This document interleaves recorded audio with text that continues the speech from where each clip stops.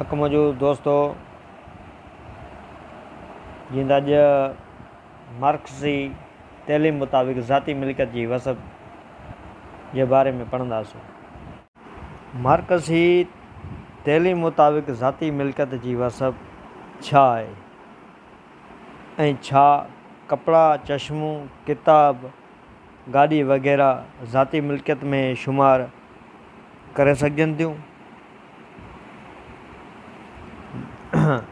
जवाब: मिल्कियत जी अहिड़े क़िस्म जी मालिकी जंहिंमें मिल्कियत जो मक़सदु मुनाफ़ो हुजे, उनखे ज़ाती मिल्कियत चइबो आहे। सरमाएदारी दौर खां अॻु तबक़ाती समाज जे करे मिल्कियतदार तबक़ा त वजूद रखनि पिया, पर ख़ालिस सूरत में ज़ाती मिल्कियत पंहिंजो इज़हार नथी कयो।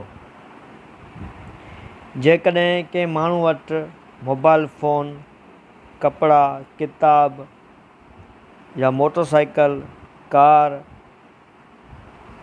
गाॾी आहे त उनखे असीं शख़्सी मिल्कियत जे दायरे में आणियूं था, छाकाणि त इहे शयूं हिन लाइ मुनाफ़े कमाइण जो ज़रियो न आहिनि।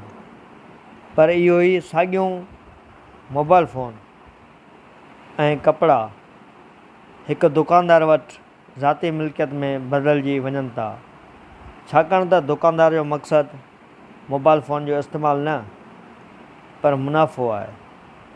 सरमाएदार मिलनि जा मालिक पंहिंजियुनि ज़रूरतुनि जी पूराई लाइ न पर वाधू क़दर यानी मुनाफ़े जी पैदावार लाइ आहिनि। महिरबानी।